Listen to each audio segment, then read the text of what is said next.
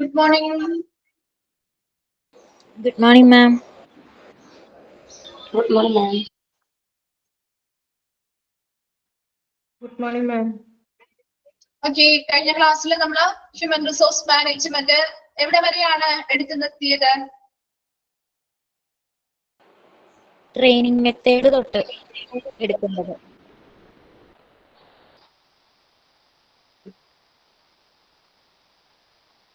Training method പറഞ്ഞില്ലേ നമ്മള്? കഴിഞ്ഞ ക്ലാസ്സിൽ പറഞ്ഞല്ലോ അല്ലെ? കംപ്ലീറ്റ് ആയില്ലേ ഇത്? Training method T group training വരെ നമ്മൾ പറഞ്ഞിരുന്നല്ലോ, പറഞ്ഞിരുന്നില്ലേ? ഇനി പെർഫോമൻസ് അപ്രൈസിൽ തുടങ്ങിയല്ലേ സ്റ്റാർട്ട് ചെയ്യണ്ടേ? ട്രെയിനിങ് മെത്തേഡ് ഫസ്റ്റ് പോയിന്റ് വരെയാണോ? ആരാണ് കഴിഞ്ഞ ക്ലാസ്സിലും ഇല്ലാത്തവരാണോ ഇത്? ട്രെയിനിങ് മെത്തേഡ് നമ്മൾ കഴിഞ്ഞ ക്ലാസ്സിൽ പറഞ്ഞതല്ലേ? അങ്ങനെയല്ലേ നിങ്ങൾ പറയുന്നത് അല്ലെ? ആരെങ്കിലും ഒരാളൊന്ന് പറഞ്ഞേ, എവിടെ വരെയാണ് എടുത്തത്? ഓക്കെ, പിന്നെ പെർഫോമൻസ് അപ്രൈസിൽ തുടങ്ങി സ്റ്റാർട്ട് ചെയ്യണം അല്ലെ? അങ്ങനെയല്ലേ? ഓക്കെ,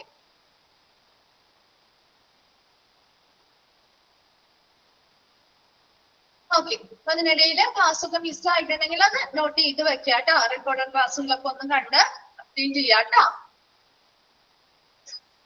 ഓക്കെ, അപ്പൊ നമുക്ക് പെർഫോമൻസ് അപ്രൈസിലൂടെ സ്റ്റാർട്ട് ചെയ്യാം. ഓക്കെ ആണല്ലോ? റെഡി അല്ലേ?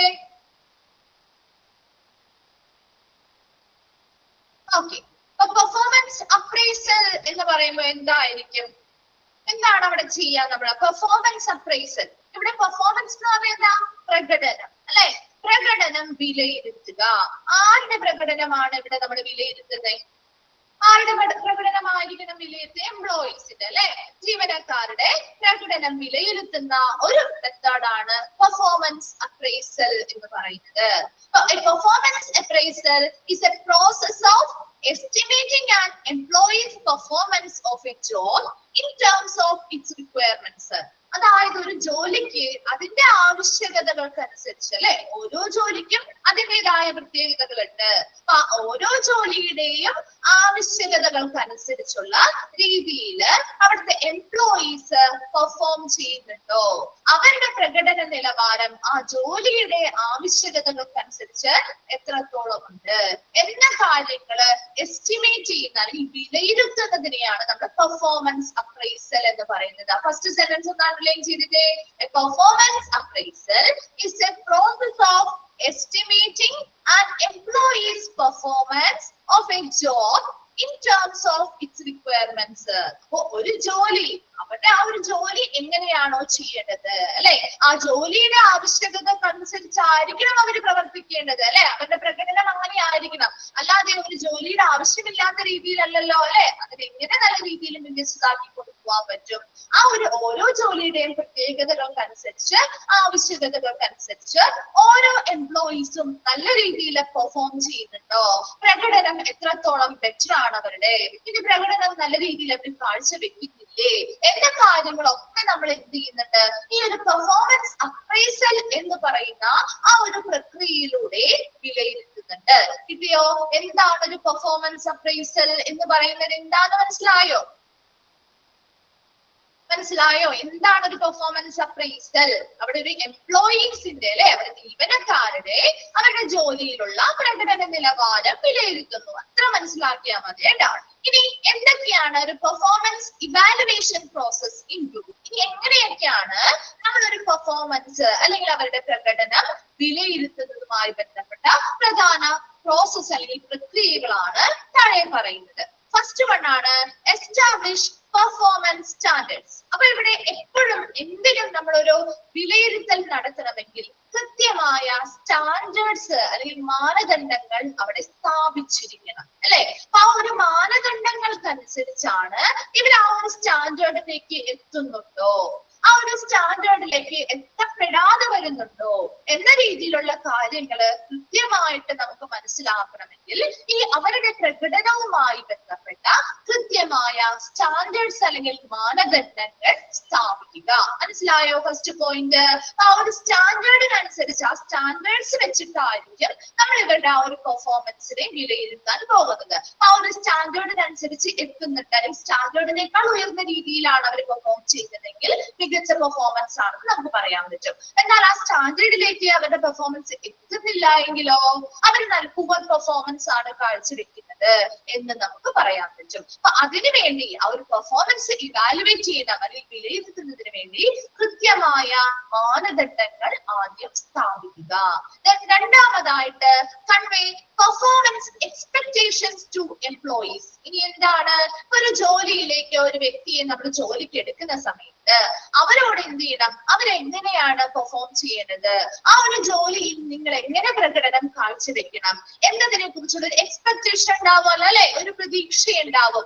അത് കൃത്യമായിട്ട് അവരിലേക്ക് കൺവേ ചെയ്ത് അല്ലെങ്കിൽ അവരെ അറിയിക്കണം. ഒരു ജോലി, പുതിയതായിട്ടൊരു സ്റ്റാഫ് നമ്മളൊരു ജോലിയിലേക്ക് കയറാണ്, നമ്മളൊരു ജോലിയിൽ ചെല്ലുന്ന സമയത്ത് അവിടുത്തെ ജീവനക്കാരോ അല്ലെങ്കിൽ അവിടെ മെയിൻ ആയിട്ടുള്ള മാനേജറോ ആൾക്കാരോ പറയാണ് എനിക്ക് ഇന്നൊരു ജോലിയാണ് തന്നിരിക്കുന്നത്, ഇങ്ങനെയൊക്കെ ആയിരിക്കണം കേട്ടോ അവരുടെ പെർഫോമൻസ് വരേണ്ടത്, ഇന്ന രീതിയിലായിരിക്കണം നിങ്ങൾ പ്രകടനം കാഴ്ചവെക്കേണ്ടത്, ഞങ്ങൾ ഇങ്ങനെയുള്ള കാര്യങ്ങളാണ് നിങ്ങളിൽ നിന്ന് പ്രതീക്ഷിക്കുന്നത് എന്ന രീതിയിൽ കുറെ കാര്യങ്ങൾ നമുക്ക് പറഞ്ഞു തരാറില്ലേ? ഇല്ലേ? ഒരു ജോലിയിൽ പ്രവേശിക്കുമ്പോൾ സ്വാഭാവികമായിട്ടും നിങ്ങളിൽ നിന്ന് ഞങ്ങൾ ഇന്ന കാര്യങ്ങളൊക്കെയാണ് ഈ ഒരു ജോലിയിൽ നിങ്ങൾ പ്രവേശിക്കുമ്പോൾ ഞങ്ങൾ പ്രതീക്ഷിക്കുന്നത് എന്ന രീതിയിൽ അവർ പറഞ്ഞു തരും അല്ലെ. അത് തന്നെ എവിടെയും പറയുന്നത് convey performance expectation to employees. ആ ഒരു ജോലിയിലേക്ക് എന്തൊക്കെ രീതിയിലുള്ള പ്രകടനമാണോ അവർ ഈ ഒരു ജീവനക്കാരിൽ നിന്ന് പ്രതീക്ഷിക്കുന്നത് എന്നത് ഓൾറെഡി ആദ്യം തന്നെ അവരോട് എന്ത് ചെയ്തിരിക്കണം, കൺവേ ചെയ്യുക, അവരെ അറിയിച്ചിരിക്കണം. എന്നാൽ മാത്രമേ അവർക്ക് ആ ഒരു ലെവലിൽ അവർക്ക് പെർഫോം ചെയ്യാനായിട്ട് സാധിക്കുകയുള്ളൂ അല്ലെ. അപ്പൊ അതിനനുസരിച്ച് ആദ്യം ആ എക്സ്പെക്ടേഷൻ എന്താണോ അത് അവർക്ക് കൺവേ ചെയ്യണം. മൂന്നാമതായിട്ട് മെഷർ റിയൽ പെർഫോമൻസ്. അവർ ആ ഓരോ ഇൻഡിവിജ്വലിന്റെയും അല്ലെങ്കിൽ ഓരോ എംപ്ലോയീസിന്റെയും എന്താണ് റിയൽ പെർഫോമൻസ്, അവരുടെ യഥാർത്ഥത്തിലുള്ള പ്രകടനം എത്രത്തോളം ഉണ്ട് എന്ന് നമ്മൾ മെഷർ ചെയ്യുന്നു അല്ലെങ്കിൽ അളക്കുന്നു അല്ലെങ്കിൽ കണക്കാക്കുന്നു.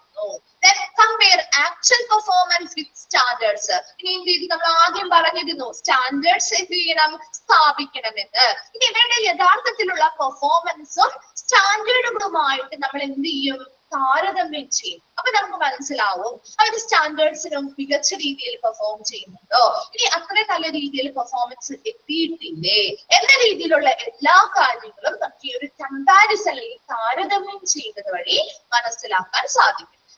നെക്സ്റ്റ് വരുന്നതാണ് discuss the appraisal with the employee. ഇനി ഈ പറയുന്ന വിശകലനം ചെയ്തു, ഇപ്പൊ നമ്മൾ കമ്പയർ ചെയ്തു, നമ്മൾ പല രീതിയിൽ അവരുടെ പെർഫോമൻസ് മെഷർ ചെയ്തു, അപ്പൊ നമുക്കൊരു വിലയിരുത്തൽ കിട്ടിയില്ലേ അല്ലെ. നമ്മൾ അവരെ വിലയിരുത്തി, അവരുടെ പെർഫോമൻസ് വിലയിരുത്തി കഴിഞ്ഞാൽ ഇപ്പൊ നല്ല രീതിയിലുള്ള ഒരു കാര്യമാണ്, അവർ നല്ലതായിട്ട് പെർഫോം ചെയ്യുന്നുണ്ട്, അല്ലെങ്കിൽ ചിലപ്പോൾ അവരുടെ പെർഫോമൻസ് പൂർ ആയിരിക്കാം. അപ്പൊ ആ ഒരു വിലയിരുത്തൽ കൃത്യമായിട്ട് ആ എംപ്ലോയീസിനോട് തന്നെ ഡിസ്കസ് ചെയ്യണം, അവരോട് തന്നെ എന്ത് ചെയ്യണം, അതൊന്ന് ചർച്ച നടത്തണം. നിങ്ങളുടെ പെർഫോമൻസ് ഒക്കെ ഞങ്ങൾ ഇങ്ങനെ നോക്കി എന്ത് ചെയ്തു, വിലയിരുത്തൽ നടത്തി, അപ്പൊ ഇന്ന കാര്യങ്ങളാണ് ഞങ്ങൾക്ക് അതിൽ നിന്ന് മനസ്സിലായത്. നിങ്ങൾ നന്നായിട്ട് പെർഫോം ചെയ്യുന്നുണ്ടെങ്കിൽ അത് തുറന്നു പറയണം അല്ലെ, നന്നായിട്ട് പെർഫോം ചെയ്യുന്നുണ്ട് നിങ്ങൾ, ഇനി ഇതിൽ കൂടുതൽ പെർഫോം ചെയ്യാനായിട്ട് നിങ്ങൾ ശ്രമിക്കണം. അതാണ് അങ്ങനെയുള്ള കാര്യങ്ങൾ. ഇനി പുവർ പെർഫോമൻസ് ആണെങ്കിലോ നിങ്ങൾ ഇങ്ങനെയുള്ള നമ്മുടെ രീതിയിലുള്ള സ്റ്റാൻഡേർഡ്സിലൊന്നും നിങ്ങൾ പെർഫോം ചെയ്യുന്നില്ല, അപ്പൊ ഇതിനു വേണ്ടി നിങ്ങൾ കുറച്ച് അവസരം കൂടി കൊടുക്കുന്നുണ്ടെങ്കിൽ അതിനുള്ള ഓപ്പർച്യൂണിറ്റി ഒക്കെ കൊടുക്കാനുള്ള ഒരു സന്ദർഭം ഒക്കെ ഉണ്ട് അല്ലെ. അപ്പൊ നിങ്ങൾ ഇങ്ങനെയല്ല ഞങ്ങൾ നിങ്ങളിൽ നിന്ന് പ്രതീക്ഷിക്കുന്നത്, ഇതിനും മെച്ചമായിട്ട് ഞങ്ങൾ ഉദ്ദേശിക്കുന്ന പ്രതീക്ഷിക്കുന്ന ലെവൽ ഇതാണ്, അതിലേക്ക് നിങ്ങൾ എത്തിയിട്ടില്ല എന്ന രീതിയിൽ ആ നേരിട്ട് ആ എംപ്ലോയീസിനോട് തന്നെ എന്ത് ചെയ്യണം, ഡിസ്കഷൻസ് അല്ലെങ്കിൽ ചർച്ചകൾ നടത്തണം. ആൻഡ് ലാസ്റ്റ് വരുന്നതാണ് if necessary begin corrective action. ഇനി എന്തെങ്കിലും ആവശ്യങ്ങൾ വരുമ്പോ എന്താണ്, ഇപ്പൊ ഒരു പെട്ടെന്നൊരു ആവശ്യം ഇഫ് നെസസറി ആവശ്യമാണെങ്കിൽ മാത്രം ബിഗിൻ കറക്റ്റീവ് ആക്ഷൻ എന്ത് ചെയ്യണം, തിരുത്തൽ നടപടികൾ ആരംഭിക്കുക. എന്ന് വെച്ചാൽ എന്താ ഉദ്ദേശിക്കുന്നത്, ഒരു എംപ്ലോയി നമ്മൾ പ്ലേസ് ചെയ്തു, ആ എംപ്ലോയി നന്നായിട്ട് പെർഫോം ചെയ്യുന്നില്ല എങ്കിൽ ചിലപ്പോ നമുക്ക് എന്ത് ചെയ്യാം, ആവശ്യമായി വന്നാൽ അവരെ മാറ്റി മറ്റൊരാളെ പ്ലേസ് ചെയ്യാം അല്ലെ. അല്ലെങ്കിലോ അവരോട് പറയാണ് ഞങ്ങൾ ഇത്ര നാളത്തേക്ക് നിങ്ങൾക്ക് ഇത്ര ഒരു മാസോ അല്ലെങ്കിൽ ഒരു 2 മാസോ ഒരു പീരീഡ് കൊടുക്കാം അല്ലെ, ആ ഒരു പീരീഡിനുള്ളിൽ നിങ്ങൾ അത് ബെറ്റർ ആക്കി കൊണ്ടുവരാമെങ്കിൽ എങ്കിൽ മാത്രം നിങ്ങൾക്ക് ഇവിടെ കണ്ടിന്യൂ ചെയ്യാം എന്ന രീതിയിലും നമുക്ക് എന്ത് ചെയ്യാൻ പറ്റും, കറക്റ്റീവ് ആക്ഷൻസ് അല്ലെങ്കിൽ തിരുത്തൽ നടപടികൾ എടുക്കാൻ സാധിക്കും. അപ്പൊ ഒരു ജോബ് പെർഫോമൻസ് അപ്രൈസൽ, ഒരു ജോലിയുമായി ബന്ധപ്പെട്ട് അവരുടെ പ്രകടന നിലവാരം വിലയിരുത്തുന്നതാണ് പെർഫോമൻസ് അപ്രൈസൽ എന്ന് പറയുന്നത്. ആ ജോലിക്ക് ആവശ്യമായിട്ടുള്ള രീതിയിൽ അവര് പ്രകടനം കാഴ്ചവെക്കുന്നുണ്ടോ, അത് എത്രത്തോളമാണ് അവരുടെ പെർഫോമൻസ്, എങ്ങനെയാണ് അവിടെ നടക്കുന്നത് എന്ന രീതിയിലുള്ള എല്ലാ കാര്യങ്ങളും നമ്മൾ ഇതിൽ വിലയിരുത്തുന്നുണ്ട്. അതിനുവേണ്ടി വരുന്ന പ്രധാന പ്രോസസ്സുകളാണ്. ഫസ്റ്റ് വൺ ആണ് എസ്റ്റാബ്ലിഷ് പെർഫോമൻസ് സ്റ്റാൻഡേർഡ്സ്. സ്റ്റാൻഡേർഡ്സ്, ആ പെർഫോമൻസ് ലെവൽ എത്രത്തോളം ആയിരിക്കണം, എങ്ങനെ അവർ പെർഫോം ചെയ്യണം എന്ന രീതിയിലുള്ള ഒരു സ്റ്റാൻഡേർഡ്സ് അല്ലെങ്കിൽ മാനദണ്ഡങ്ങൾ കൃത്യമായി സ്ഥാപിക്കുക.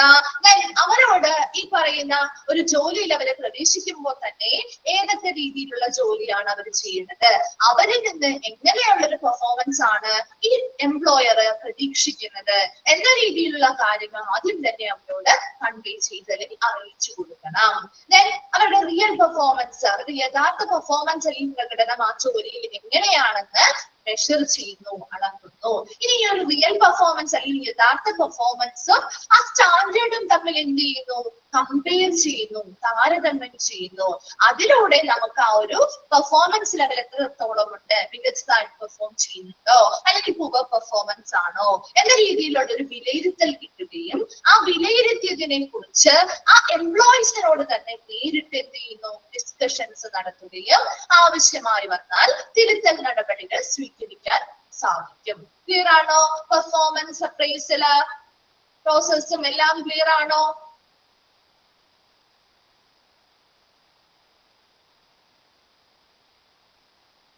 ഓക്കെ ആണോ? റിപ്ലൈ ചെയ്തേ. ഓക്കെ, നെക്സ്റ്റ് നമ്മള് അടുത്തൊരു ഭാഗത്തേക്ക് പോവാണ്. മോട്ടിവേഷൻ കേട്ടിട്ടുണ്ടോ? മോട്ടിവേഷൻ ഒരു വേർഡ് കേട്ടിട്ടുണ്ടോ? മോട്ടിവേഷൻ കിട്ടുക എന്നൊക്കെ പറഞ്ഞാല് കേട്ടിട്ടുണ്ട് അല്ലെ? ഇവിടെ ഒരു ജോലി അതെ, പ്രചോദനം, ശരിയാണ്, പ്രചോദനം നൽകുക. ഇവിടെ ആർക്കാണ് നമ്മൾ മോട്ടിവേഷൻ കൊടുക്കേണ്ടത്? ഒരു ജോലി ചെയ്യുന്ന ഒരു സ്ഥാപനത്തില് ആർക്കായിരിക്കണം മോട്ടിവേഷൻ കൊടുക്കേണ്ടത്? എംപ്ലോയീസിന് തന്നെ അല്ലെ? വേറെ ആർക്കാ കൊടുക്കേണ്ടത് അല്ലെ? എംപ്ലോയീസിന് തന്നെ നമ്മൾ മോട്ടിവേഷൻസ് അല്ലെങ്കിൽ പ്രചോദനങ്ങൾ കൊടുക്കുന്നതിനെയാണ് ഇവിടെ മോട്ടിവേഷൻ എന്നതുകൊണ്ട് ഉദ്ദേശിക്കുന്നത്. നോക്കിയേ, the goals of the individuals and the organization can be attained through persuading workers towards productive performance called the motivational process. ഒന്ന് അണ്ടർലൈൻ ചെയ്തിട്ട് ആ ഒരു sentence, the goal of the individual and organization, ആ ഒരു വ്യക്തിയുടെയോ അല്ലെങ്കിൽ ആ ഒരു സ്ഥാപനത്തിന്റെയോ ഗോൾസ്, ലക്ഷ്യങ്ങൾ നേടിയെടുക്കുന്നതിന് വേണ്ടി അല്ലെ, ആ ഒരു വ്യക്തിയുടെയും അതുപോലെ ആ ഒരു സ്ഥാപനത്തിന്റെയും ലക്ഷ്യങ്ങൾ നേടിയെടുക്കുന്നതിന് വേണ്ടി through persuading workers, എന്ത് ചെയ്യുന്നു? ലക്ഷ്യങ്ങൾ നേടിയെടുക്കണമെങ്കിൽ അവിടെയുള്ള ജീവനക്കാര് നന്നായി പെർഫോം ചെയ്യണം അല്ലെ? അപ്പൊ ഈ ജീവനക്കാരുടെ ഒരു പ്രൊഡക്റ്റീവ് പെർഫോമൻസ്, ഉത്പാദനക്ഷമമായിട്ടുള്ള ഒരു പ്രകടനം അവര് കാഴ്ചവെച്ചാൽ മാത്രമേ ആ ഒരു സ്ഥാപനത്തിന്റെ ലക്ഷ്യം അവർക്ക് നേടിയെടുക്കാൻ സാധിക്കുള്ളൂ അല്ലെ? അതിനുവേണ്ടി അവരെ നമ്മൾ എന്ത് ചെയ്യാണ്? പെർസ്വേഡിങ്. എന്താണ് പെർസ്വേഡ് ചെയ്യാന്ന് പറഞ്ഞാൽ? പ്രേരിപ്പിക്കുന്നു അല്ലെ? അവരെ പല കാരണങ്ങളിൽ പ്രേരിപ്പിക്കുന്നു, അല്ലെങ്കിൽ അവർക്ക് നല്ല രീതിയിലുള്ള ഒരു പ്രചോദനങ്ങൾ നൽകിക്കൊണ്ട് അവരെ നല്ല രീതിയിൽ ഒരു പ്രൊഡക്റ്റീവ് പെർഫോമൻസ്, ഒരു ഉത്പാദനക്ഷമമായ ഒരു പ്രകടനം കാഴ്ചവെപ്പിക്കുകയും അതിലൂടെ ആ വ്യക്തികളുടെയും ആ സ്ഥാപനത്തിന്റെയും ലക്ഷ്യം നേടിയെടുക്കുകയും ചെയ്യുന്ന ഒരു പ്രോസസ്സാണ് മോട്ടിവേഷണൽ പ്രോസസ് എന്ന് പറയുന്നത്. അപ്പൊ ഒരിക്കലും ആ ഒരു വ്യക്തിയെ മോട്ടിവേറ്റ് ചെയ്യുക എന്നത് ഉദ്ദേശിക്കുന്നത് മെയിൻ ലക്ഷ്യം എന്ത് തന്നെയാണ്? ആ ഒരു സ്ഥാപനത്തിന്റെ കൃത്യമായ പ്രവർത്തനങ്ങൾ നല്ല രീതിയിൽ നടക്കുക അല്ലെ? അല്ലെങ്കിൽ ആ ഒരു സ്ഥാപനത്തിന്റെ ലക്ഷ്യങ്ങൾ നേടിയെടുക്കുക അല്ലെ? അതിനുവേണ്ടി അവിടുത്തെ എംപ്ലോയർ എന്ത് ചെയ്യുന്നു? ആ താഴെ വർക്ക് ചെയ്യുന്ന ഓരോ ജീവനക്കാരെയും നല്ല രീതിയിൽ മോട്ടിവേറ്റ് ചെയ്യിക്കുന്നു, അല്ലെങ്കിൽ പ്രചോദനങ്ങൾ നൽകുന്നു. അതിലൂടെ അവർ നല്ല രീതിയിൽ വർക്ക് ചെയ്യുന്നു, അല്ലെങ്കിൽ നല്ല രീതിയിൽ പെർഫോമൻസ് കാഴ്ചവെക്കുന്നു. അപ്പോ അവർക്ക് സ്വാഭാവികമായിട്ടും നല്ല രീതിയിൽ പെർഫോമൻസ് ഓരോ ജീവനക്കാരും ചെയ്താല് അതിലൂടെ അവർക്ക് അവരുടെ ലക്ഷ്യം നേടിയെടുക്കാൻ സാധിക്കും. ആ ഒരു പ്രോസസ്സിനെയാണ് മോട്ടിവേഷണൽ പ്രോസസ് എന്ന് പറയുന്നത്. ക്ലിയർ ആണോ? എന്താണ് ഒരു മോട്ടിവേഷണൽ പ്രോസസ് എന്നത്? മനസ്സിലായോ? ഓക്കെ ആണോ? ഈ കണ്ടിന്യൂഷൻ വരുന്നത് അതിന്റെ തന്നെയാണ്. അപ്പൊ എന്താണ് ഒരു മോട്ടിവേഷണൽ പ്രോസസ് എന്ന് മനസ്സിലായാൽ മാത്രമേ നമുക്ക് കണ്ടിന്യൂ ചെയ്ത് പോകാൻ പറ്റുള്ളൂ. ക്ലിയർ അല്ലേ?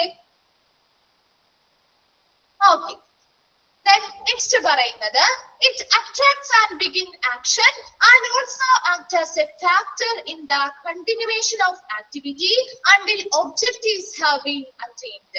ഇനി നമുക്ക് മോട്ടിവേഷനുമായി ബന്ധപ്പെട്ട ഒരുപാട് എക്സാമ്പിളുകൾ മോട്ടിവേഷൻ ഉണ്ട്, പലതരത്തിലുള്ള മോട്ടിവേഷൻസ് ഒക്കെ ഉണ്ട്. അതൊക്കെ നമുക്ക് ഡീറ്റെയിൽ ആയിട്ട് ഇനി താഴെ വരുന്നുണ്ട് കേട്ടോ. അതുകൊണ്ടാണ് മിസ് ഇവിടെ ഒന്നും പറയാത്തത്. അപ്പൊ നമുക്കൊരു മോട്ടിവേഷൻ കിട്ടുമ്പോ നമ്മൾ കാണുന്ന മോട്ടിവേഷൻ മാത്രമല്ല കേട്ടോ, പല രീതിയിലുള്ളത് കാര്യങ്ങൾ കിട്ടുന്നുണ്ട്. അപ്പൊ ഒരു മോട്ടിവേഷൻ നമുക്ക് അവിടെ നമ്മളൊരു ഓഫീസിൽ വർക്ക് ചെയ്യാണ്, അപ്പൊ നമുക്കൊരു മോട്ടിവേഷൻ കിട്ടാണ്, നല്ല രീതിയിൽ നിങ്ങൾ പെർഫോം ചെയ്തു, നിങ്ങൾക്കൊരു എന്നിട്ട് നമ്മളോട് പറയാണ് നല്ല രീതിയിൽ നിങ്ങൾ പെർഫോം ചെയ്തു. ഇപ്പൊ ചില ജോലികൾക്ക് നിങ്ങൾ കണ്ടിട്ടുണ്ടോ ഇൻസെന്റീവ്സ്, അതുപോലെ കമ്മീഷൻസ് കേട്ടിട്ടുണ്ടോ? പല ജോലികൾ ചെയ്യുന്ന സമയത്ത് ജീവനക്കാരെ പറയുന്നത് കേട്ടില്ലേ, ഞങ്ങൾക്ക് ഇൻസെന്റീവ് ഉണ്ട്, ഞങ്ങൾക്ക് കമ്മീഷൻസ് ഉണ്ട്, ഞങ്ങൾക്ക് ബോണസ് ഉണ്ട്, പറയണേ കേട്ടിട്ടില്ലേ? അപ്പൊ ഇങ്ങനെയുള്ളതൊക്കെ ശരിക്കും ഒരു മോട്ടിവേഷൻ തന്നെയാണ്. ഇത് മാത്രമല്ല, ഇത് ഫിനാൻഷ്യൽ ആയിട്ടുള്ള മോട്ടിവേഷൻ ആണ്. രീതിയിലുള്ള ജസ്റ്റ് ഒന്ന് മനസ്സിലാക്കാൻ വേണ്ടി മിസ് പറഞ്ഞാണ് കേട്ടോ. ഡീറ്റെയിലിൽ നമുക്ക് അതിൽ താഴെ വരുന്നുണ്ട് കേട്ടോ. അപ്പൊ നമുക്ക് ഇങ്ങനെയുള്ള ഒരു മോട്ടിവേഷൻ ഒരു വ്യക്തി എന്നോട് പറയാണ്, നിങ്ങൾ നന്നായിട്ട് പെർഫോം ചെയ്യും, നന്നായിട്ട് പെർഫോം ചെയ്താല് നിങ്ങൾക്ക് ഇങ്ങനെയുള്ള ഒരു ബെനിഫിറ്റ്സ് ഞങ്ങൾ തരാം, നിങ്ങൾക്ക് നല്ല രീതിയിൽ ഇപ്പൊ ഒരുപാട് ആളുകൾ നിങ്ങൾ ഇതിലേക്ക് ചേർക്കുകയാണെങ്കിൽ നിങ്ങൾക്ക് അതിൻ്റെതായ കമ്മീഷൻസും കാര്യങ്ങളും ഒക്കെ ഞങ്ങൾക്ക് തരാനായിട്ട് സാധിക്കും എന്ന് പറഞ്ഞാല് ആ വ്യക്തി നന്നായിട്ട് വർക്ക് ചെയ്യോ വർക്ക് ചെയ്യാതിരിക്കോ? എങ്ങനെയാണ്? ഇപ്പൊ നമ്മളോടാണ് അങ്ങനെ പറയുന്നതെങ്കിൽ നമുക്ക് കമ്മീഷൻസ് ഇത്ര ശതമാനം നിങ്ങൾക്ക് കമ്മീഷൻ തന്നേക്കാം. ഒരു വ്യക്തിയെ ചേർക്കുമ്പോ നിങ്ങൾക്ക് ഇത്ര ശതമാനം നിങ്ങൾക്ക് അതിൽ കമ്മീഷൻ തന്നേക്കാം, അല്ലെങ്കിൽ ഇങ്ങനെ പെർഫോം ചെയ്ത് ഇങ്ങനെ ഒരു ലാഭം ഞങ്ങൾക്ക് കിട്ടിയാൽ നിങ്ങൾ ഈ ചെയ്യുന്ന വർക്ക് നല്ല രീതിയിൽ നമുക്ക് അവിടെ എന്താണ് അപ്ലൈ ചെയ്യാൻ പറ്റി, നമുക്ക് നല്ലൊരു പ്രോഫിറ്റ് കിട്ടിയാൽ അതിന്റെ ഇത്ര ശതമാനം ലാഭം നിങ്ങൾക്ക് തന്നേക്കാം എന്ന് പറഞ്ഞാൽ ആ ഒരു വ്യക്തി അന്നേരം നന്നായിട്ട് പെർഫോം ചെയ്യോ ചെയ്യാതിരിക്കും? നിങ്ങളാണെങ്കിൽ നന്നായിട്ട് പെർഫോം ചെയ്യില്ലേ, നന്നായിട്ട് വർക്ക് ചെയ്യും അല്ലെ? അത് തന്നെയാണ് ഇവിടെ മോട്ടിവേഷൻ എന്തുകൊണ്ട് ഉദ്ദേശിക്കുന്നത്. അല്ലാതെ വെറുതെ വായിലുകൊണ്ടും മോട്ടിവേഷൻ ചെയ്യുന്നത് മാത്രമല്ല കേട്ടോ, പല മെത്തേഡുകളിലൂടെയും അവരവരുടെ നല്ല മികച്ച പെർഫോമൻസ് ജീവനക്കാര് പുറത്തെടുക്കണം അല്ലെ? അവരുടെ ജീവനക്കാര് അവരുടെ പെർഫോമൻസ് എത്രത്തോളം അവർക്ക് കഴിവുണ്ടോ ആ മാക്സിമം അവരത് കൊടുക്കാൻ എഫേർട്ട് എടുക്കാൻ വേണ്ടിയിട്ടാണ് ഈ മോട്ടിവേഷൻസ് ചെയ്യുന്നത്.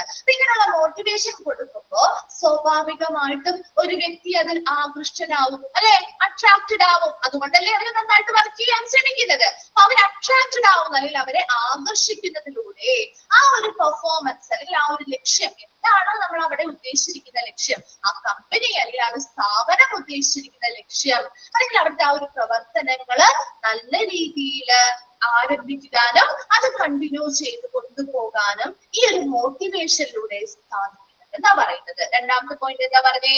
It attracts and begins action and also act as a factor in the continuation of activity until objectives have been attained.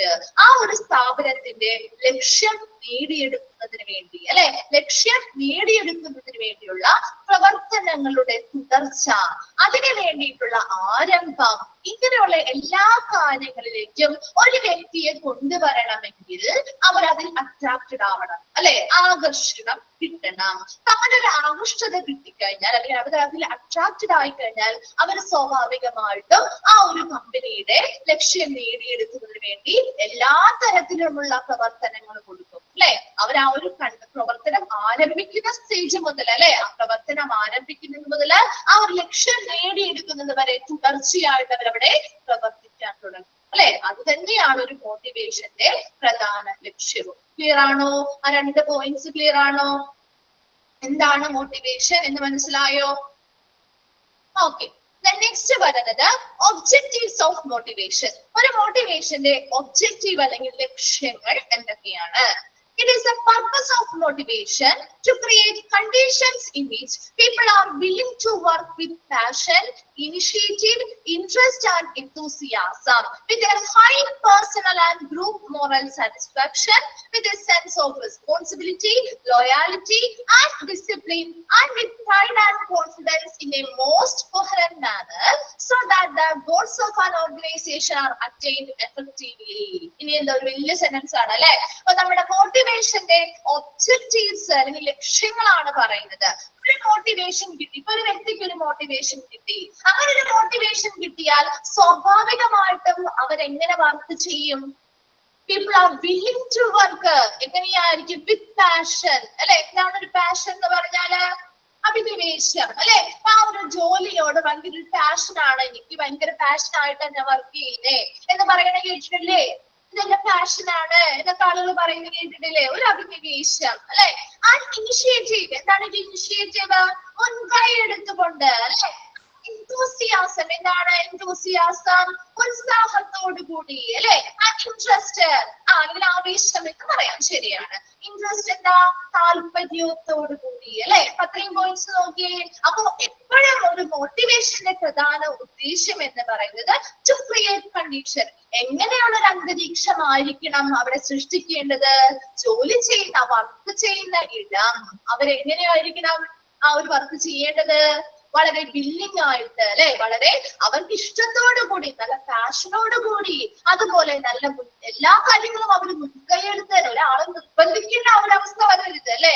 അവര് തന്നെ ഇനിഷ്യേറ്റീവ് എടുത്തുകൊണ്ട്, മുൻകൈ എടുത്തുകൊണ്ട്, താല്പര്യത്തോടു കൂടി, ഉത്സാഹത്തോടു കൂടി, അല്ലെങ്കിൽ ആവേശത്തോടു കൂടി, പിന്നെ high personal and group morale satisfaction, ഉയർന്ന വ്യക്തിപരവും അതുപോലെ തന്നെ കൂട്ടവുമായിട്ടുള്ള ഒരു ധാർമ്മിക സംതൃപ്തിയോടുകൂടി, with a sense of responsibility, വളരെ ഉയർന്ന ഒരു ഉത്തരവാദിത്തോടു കൂടി. ലോയാലിറ്റി എന്ന് പറഞ്ഞാൽ എന്താ?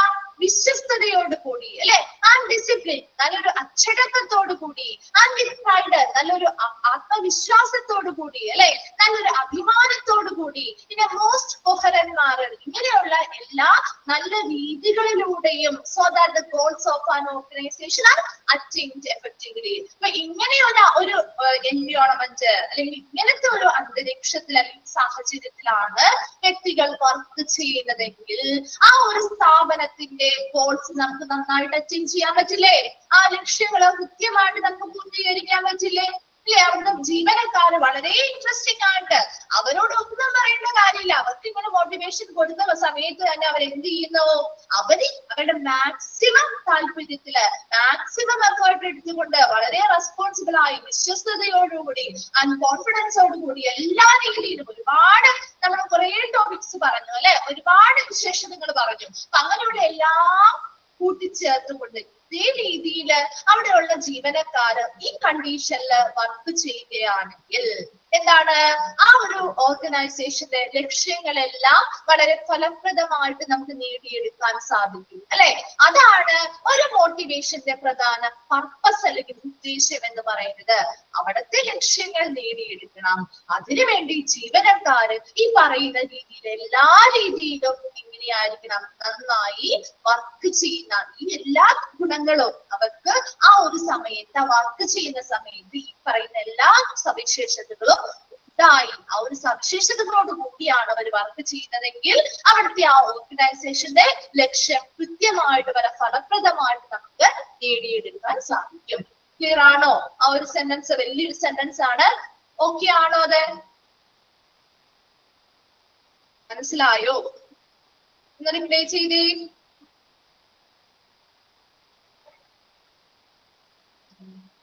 ഓക്കെ. നെക്സ്റ്റ് പറയുന്നത് motivational techniques are to persuade employee growth. ഇനി ഒരു മോട്ടിവേഷണൽ ടെക്നിക്സ് എന്ന് പറയുന്നത് ടു പെർസ്വേഡ് എംപ്ലോയി ഗ്രോത്ത് അല്ലെ. ഒരു മോട്ടിവേഷണൽ ടെക്നിക് അല്ലെങ്കിൽ മോട്ടിവേഷൻ കൊടുക്കുക എന്ന് പറയുമ്പോൾ അവിടെ ആ ഒരു ജീവനക്കാരുടെ വളർച്ചയെ പ്രേരിപ്പിക്കുക എന്നത് കൂടിയാണ് അല്ലെ. അവര് നല്ല രീതിയിൽ പെർഫോം ചെയ്യാതിരിക്കുന്ന ഒരു സമയത്ത് നമ്മളൊരു മോട്ടിവേഷൻ കൊടുക്കുമ്പോൾ അതിലൂടെ അവർ നല്ല മികച്ചതായിട്ട് പെർഫോം ചെയ്യുകയും അവരുടെ ആ ഒരു പെർസ്വേഡ് എംപ്ലോയീസ് ഗ്രോത്ത് അല്ലെങ്കിൽ ആ ഒരു എംപ്ലോയിയുടെ വളർച്ചയെ പ്രേരിപ്പിക്കുകയും അല്ലെങ്കിൽ പ്രോത്സാഹിപ്പിക്കുകയും ചെയ്യുന്നുണ്ട്.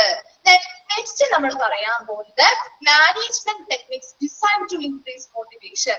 മോട്ടിവേഷനെ വർദ്ധിപ്പിക്കുന്നതിന് വേണ്ടി ഡിസൈൻ ചെയ്തിട്ടുള്ള അല്ലെങ്കിൽ രൂപകൽപ്പന ചെയ്തിട്ടുള്ള മാനേജ്മെന്റ് ടെക്നിക്കുകളാണ്. അല്ലെങ്കിൽ എങ്ങനെ ഓരോ എംപ്ലോയീസിനെ നമുക്ക് പല പല മെത്തേഡുകളിലൂടെ മോട്ടിവേറ്റ് ചെയ്യാൻ സാധിക്കും. അത് തന്നെയാണ് ഇവിടെയും പറയുന്നത്. പല രീതിയിൽ നമ്മൾ ഇനി അത് പഠിക്കാൻ പോവുകയാണ്. ഫസ്റ്റ് വൺ ആണ് ഫിനാൻഷ്യൽ മോട്ടിവേറ്റേഴ്സ്. കേട്ടിട്ടുണ്ടോ? ഫിനാൻഷ്യൽ മോട്ടിവേഷൻ കൊടുക്കുന്നത് സാമ്പത്തികപരമായിട്ടുള്ള അല്ലെ സാമ്പത്തികപരമായിട്ടുള്ള പ്രേരണകള് അല്ലെങ്കിൽ മോട്ടിവേഷൻസ് ഇത് നിങ്ങൾക്ക് ഫെമിലിയർ ആയിരിക്കും. Okay, such motivation is linked directly or indirectly with money. പണവുമായി ബന്ധപ്പെട്ട മോട്ടിവേഷൻ അല്ലെ, നേരിട്ടാവാം അല്ലാതെയാവാം. പണവുമായി ബന്ധപ്പെട്ട മോട്ടിവേഷൻ ആണ് ഫിനാൻഷ്യൽ മോട്ടിവേഷൻ. പേരിൽ നിന്ന് തന്നെ കണക്ട് ചെയ്യാലോ അല്ലെ. ഫിനാൻഷ്യൽ സാമ്പത്തികപരമായിട്ടുള്ള മണിയുമായി ബന്ധപ്പെട്ട അല്ലെങ്കിൽ പണവുമായി ബന്ധപ്പെട്ട രീതിയിലുള്ള മോട്ടിവേഷൻസ് കൊടുക്കുക അല്ലെ.